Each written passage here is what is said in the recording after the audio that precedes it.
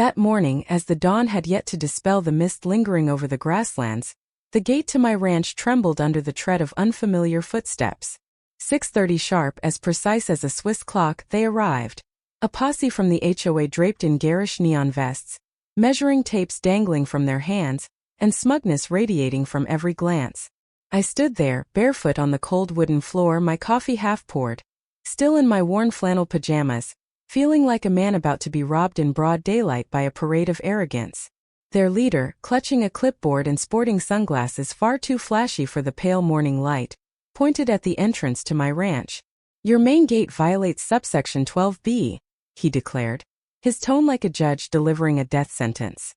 "Effective immediately, we're blocking this access." He smirked as if he'd just landed a clever punchline, then stapled a notice to my wooden fence. That flimsy piece of paper fluttered in the breeze, like a verdict hanging in the air. A wave of anger and helplessness surged within me, like a smoldering fire held back by a cold wind. I'm not one to lose my temper easily, but in that moment, watching these strangers trespass on the land I'd poured sweat into preserving, my blood felt like it was boiling. They weren't just blocking the driveway, the gravel path leading to my ranch, where I'd driven thousands of times, where my old dog Buster loved to bask in the sun. They were trampling the peace I'd built over years. The notice, with its bold print and glossy seal, was a brazen challenge. But what made my heart pound harder, what made my eye twitch with a quiet fury, was the secret they didn't know. The road they were sealing off, the one they proudly claimed as community property, was on my land. A legal oversight from decades ago, when the HOA built without regard for the true boundaries, had now become a razor-sharp weapon in my hands. I said nothing, only nodded, as if accepting fate. But inside, I was already envisioning a war without gunfire, waged with paperwork, strategy, and the patience of a man who'd seen power abused in far-off places. I turned back into the house, finished pouring my coffee, my hand steady but my heart ablaze. The rich aroma of coffee mingled with the cold resolve within me. They thought they could bully a solitary man on his ranch, but they didn't know I wasn't just a rancher. I was someone who'd faced down self-proclaimed authorities before, and this time on my own land, I wouldn't let them walk over me so easily. In the dim light of the afternoon, as the sun hung low on the horizon, I sat in my worn armchair in the living room, a cold cup of coffee in hand. Before me lay an old land survey, rolled up like an ancient parchment, its faded ink as sharp as memory. It wasn't just a piece of paper. It was a whisper from the past, a secret buried beneath layers of time, and the negligence of those who fancied themselves powerful. As I unfurled it, my heart pounded not with fear, but with a mix of exhilaration and smoldering anger. The gravel road that the HOA arrogantly claimed as community property, the one they dared to blockade with folding tables and orange tape, was in fact on my land. A legal oversight from the 1980s, when they built without bothering to transfer land rights, now gleamed like a precious gem in my grasp, sharp and brimming with power. I couldn't help but smile, but it was the smile of an old soldier, one who'd seen arrogant men crumble under the weight of their own hubris. The feeling was like discovering a forgotten sword in an armory, still razor-sharp despite years of neglect. I traced every line on the survey, every number, every boundary mark, as if they were a map to justice. Each detail told a story. Lot 47M, my land, wasn't just where I lived. It was the battlefield the HOA had unwittingly stepped onto. They thought they could block my entrance, staple their haughty notices to my fence, but they had no idea that the very road they prided themselves on using was the noose they tied around their own necks. The anger in me didn't erupt. It simmered like embers waiting for a gust of wind.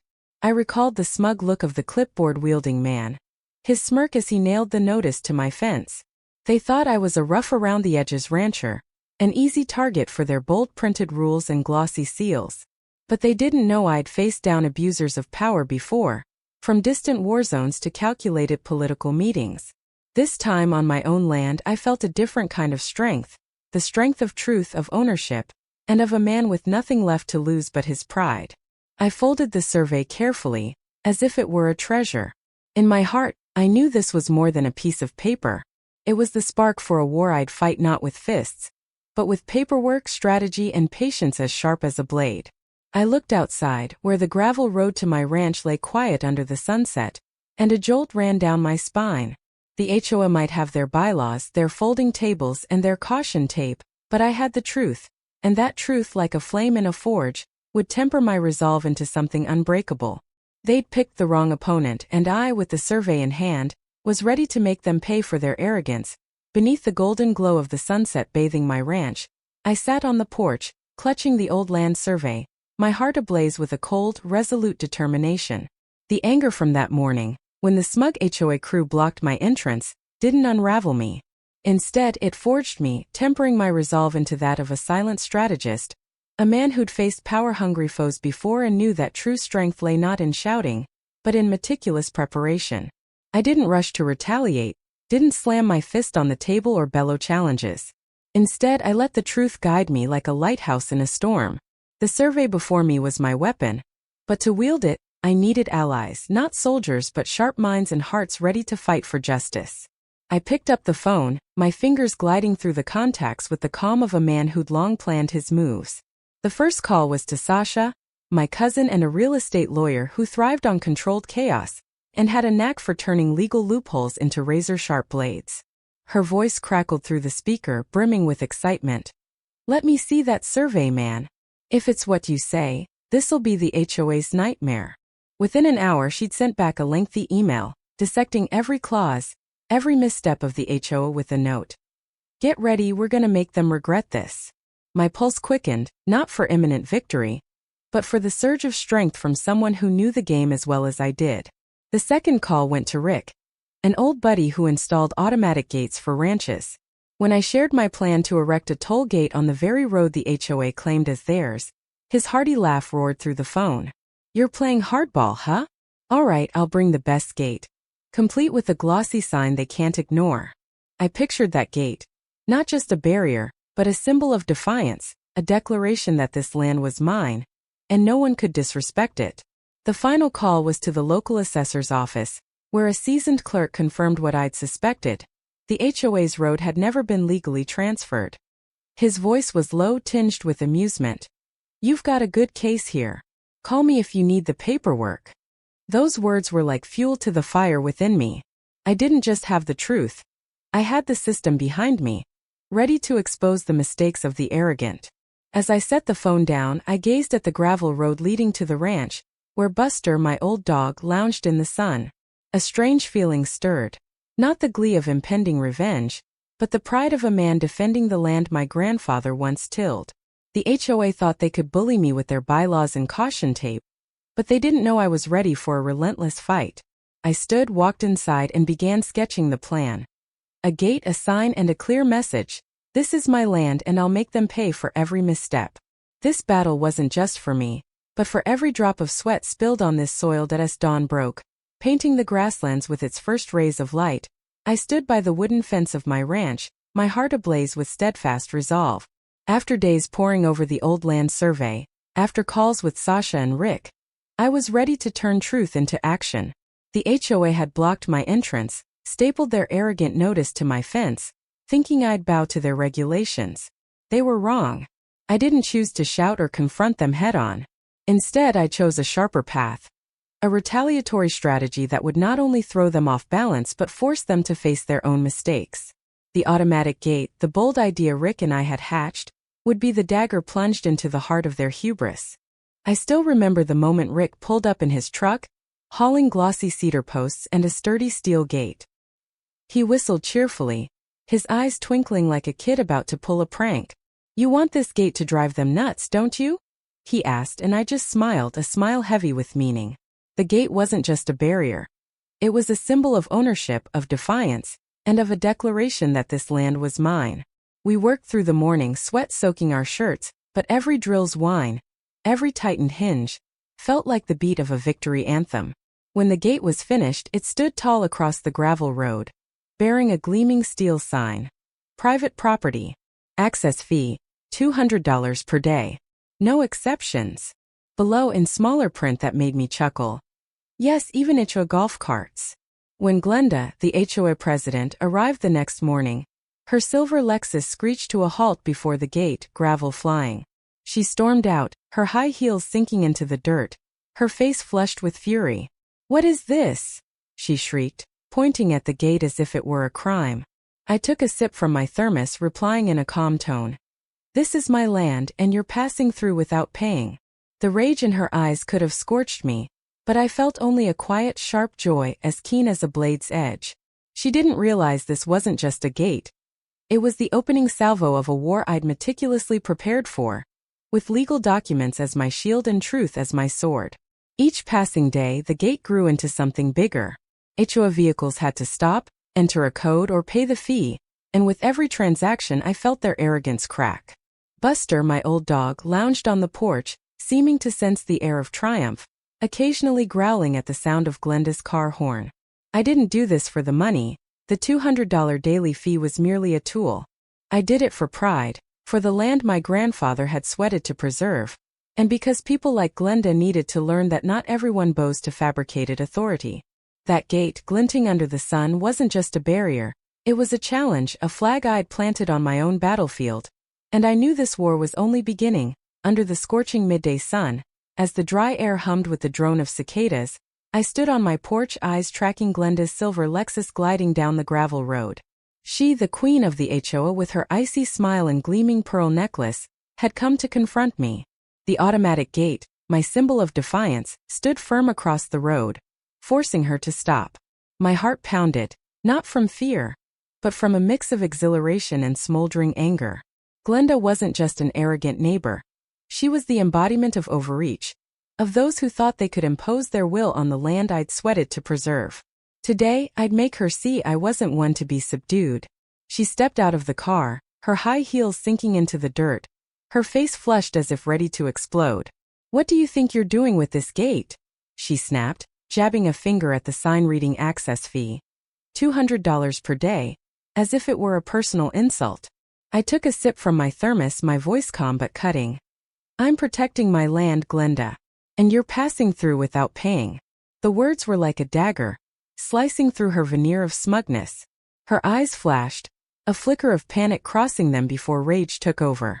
"This is the community's road," she shouted, her voice trembling with fury. I smiled, the smile of a man who knew the truth. "Your road is on my land. The 1983 survey says so. Have you checked it?" My words hit like a sledgehammer. Glenda took half a step back, her pearl necklace quivering slightly, but she wasn't one to surrender easily. She straightened, trying to reclaim her air of authority. "You'll regret this, Harwood. Our board will sue you." I stepped closer, my voice low but brimming with power. "Go ahead, Glenda. But first you might want to check if your clubhouse and koi pond are on my land too. I've got the documents and I'm not afraid to use them." In that moment I saw her confidence crack like glass struck hard. She turned away, her steps hurried, but I knew she couldn't outrun the truth forever. I stood there watching her car disappear, my heart swelling with a quiet sense of triumph.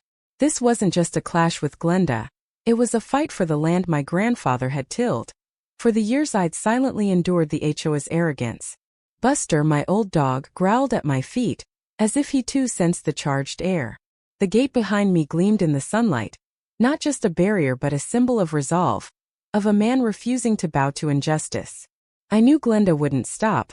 She'd return with lawyers, with new schemes. But I was ready. With the survey in hand, with truth as my weapon, I'd make her and the HOA pay for every misstep. This battle wasn't just for me. It was for the pride of this land, and I'd never let them take that away. The sun dipped low, casting a warm amber glow over my ranch as I stood by the gate, its steel sign glinting defiantly. Access fee $200 per day. The HOA's arrogance had ignited a fire in me. But I knew brute force wouldn't win this war. To topple their empire of bylaws and smug notices, I needed the community's heart and the media's eyes. My strategy wasn't just about legal documents or tolls. It was about turning their own tactics against them, weaving a campaign that would rally neighbors and expose the HOA's overreach. The thought sent a thrill through me. A mix of righteous anger and the quiet joy of a man who'd found his battlefield and was ready to fight with cunning. I began with the community, knowing that Glenda's iron grip thrived on apathy. I set up a petting zoo right behind the gate, a calculated move cloaked in goodwill. Diesel, my ornery goat, became the star, nibbling at Glenda's laminated protest signs while kids laughed and parents snapped photos. I hauled out a snow cone machine, cranked up country music, and offered pony rides on Whiskey, my old miniature horse. The air buzzed with joy, but beneath it lay my intent: to show the neighborhood I wasn't the villain the HO painted me as. Each smile, each thank you from a neighbor, felt like a crack in Glenda's facade. When a grizzled old man whispered, "This HO has gotten real weird lately," I nodded, my heart swelling with the knowledge that the tide was turning. But I didn't stop there. I needed the world beyond my fence to see the truth. A local journalist, tipped off by a disgruntled neighbor, arrived with a notepad and a nose for a story. I handed her the survey, the drone footage, everything, laid bare how the HOA had built their precious road on my land without a shred of legal right. She listened, her eyes widening, and I felt a surge of hope, like a soldier spotting reinforcements on the horizon. When her article hit, headlined "Veteran Charges HO to Cross Land They Built Road On," it was as if a dam broke.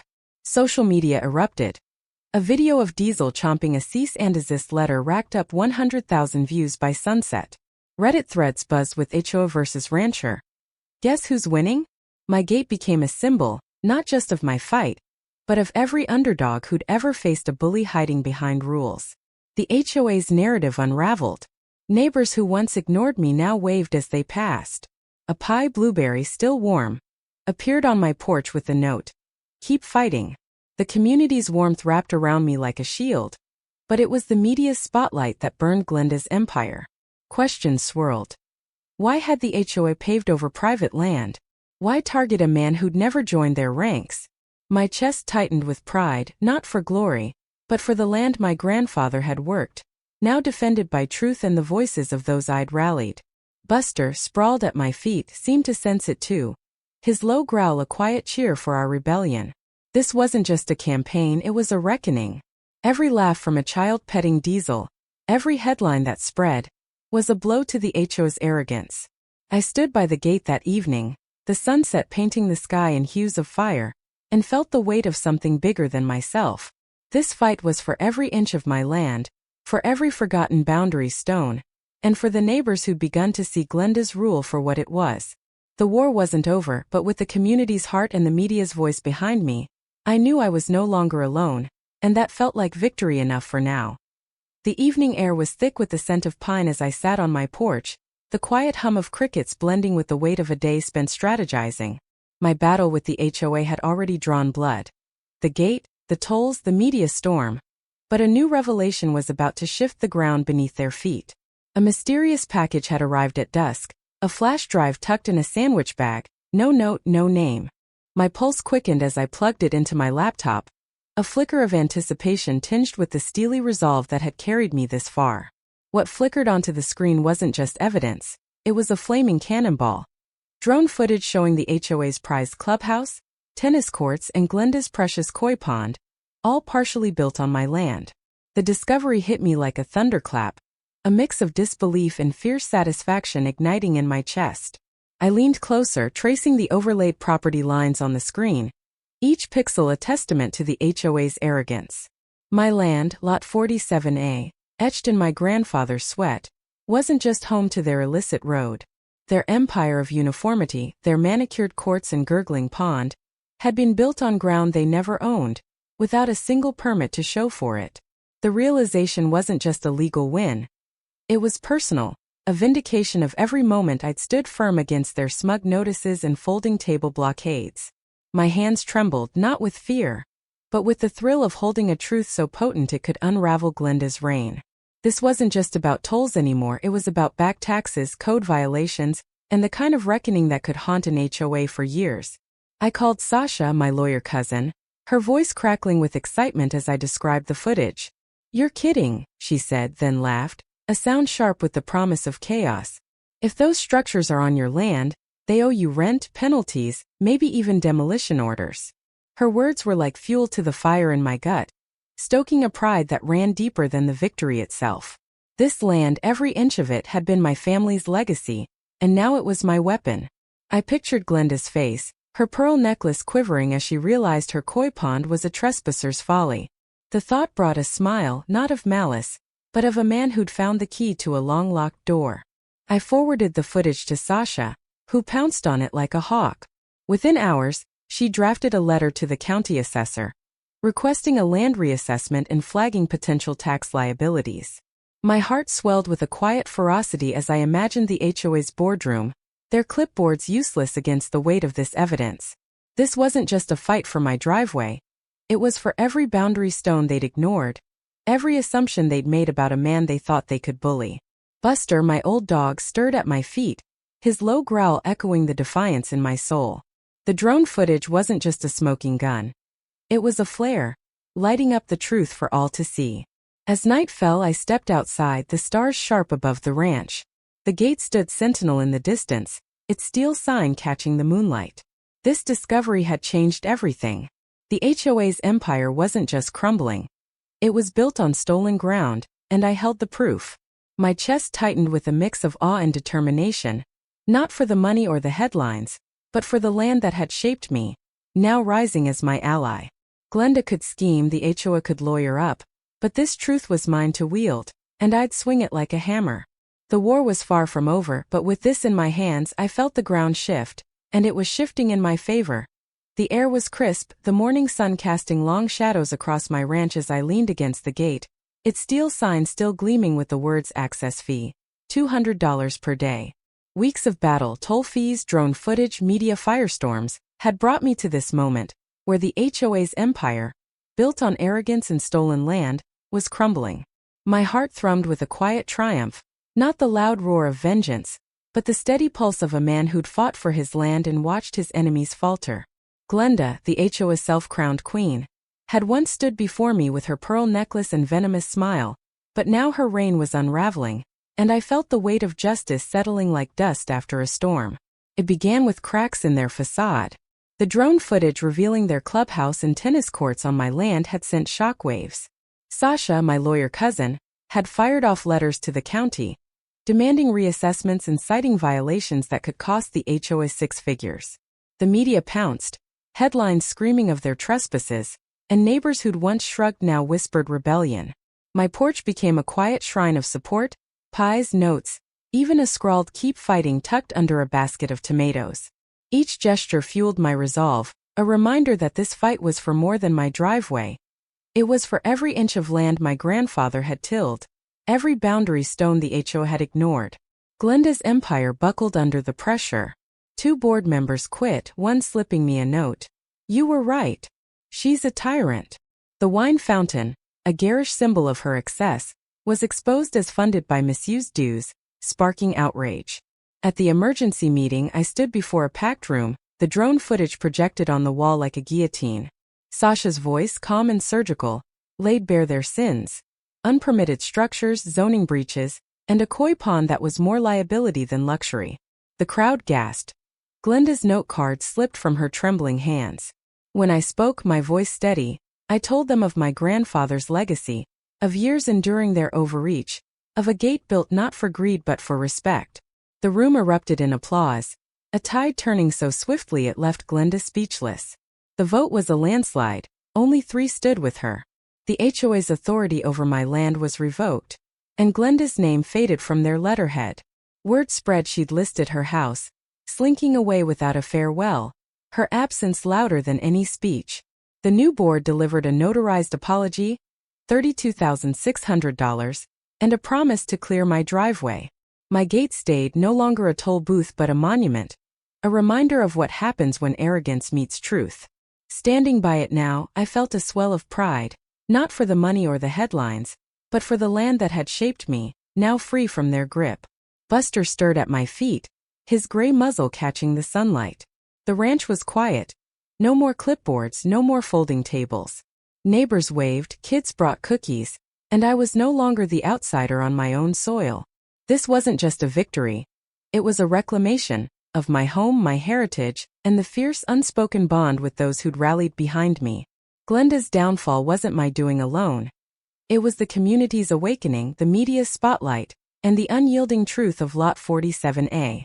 As I looked across the fields, the gate's shadow stretching long, I knew this land was mine again, every inch a testament to a fight won not with fists, but with heart, grit, and the power of what's right.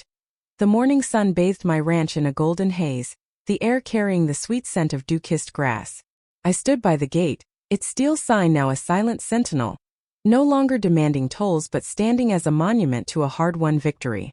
The war with the HOA was over, and the scars of battle, Glenda's smug notices, the folding table blockades, had faded into memory. My heart swelled with a quiet pride, not the fleeting rush of triumph, but the deep, steady warmth of a man who'd reclaimed his land, his peace and his place among neighbors.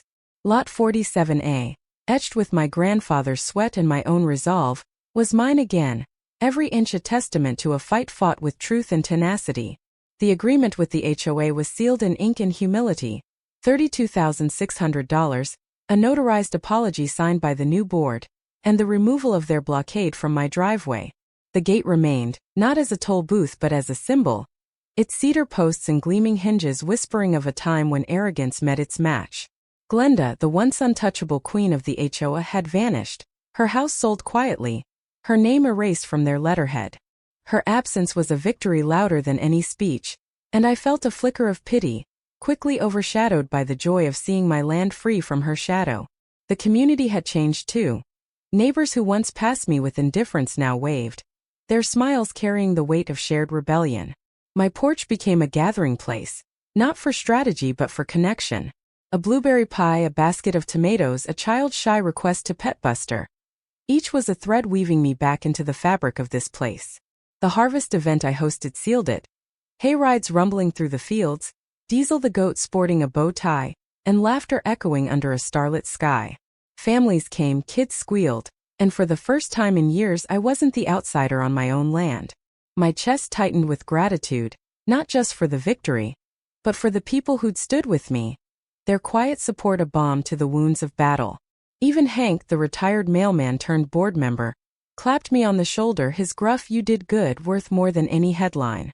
The media's spotlight had faded, but its impact lingered. The story of the rancher who'd humbled an HOA spread, a Reddit thread still buzzing with "Long live the gate." Sasha, grinning over coffee, suggested I run for the board, but I shook my head. I didn't need a title. Lot 47A was my legacy. Its boundaries no longer just lines on a survey but a story carved in defiance. The gate's keypad still worked, a quiet promise that I'd never again let anyone trample what was mine.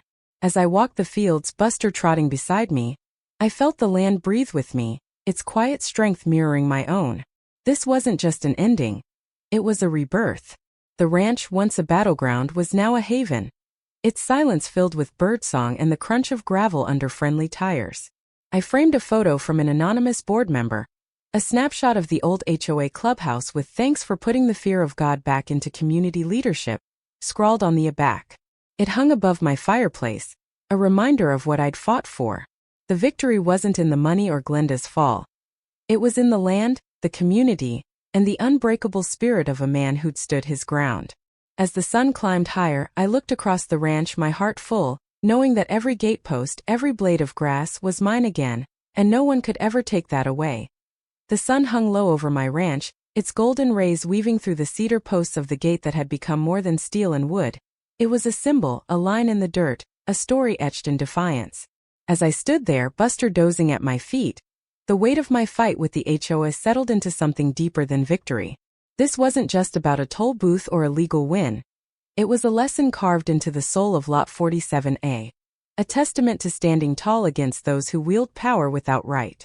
My heart swelled with a fierce pride, not for the headlines or the money, but for the truth I'd unearthed and the land I'd reclaimed, every inch pulsing with the legacy of my grandfather's sweat and my own unyielding resolve. This battle began with Glenda's smug notice, her neon-vested enforcers blocking my driveway, thinking they could bully a solitary rancher. But their arrogance was their undoing. The survey, the drone footage, the gate, they weren't just tools.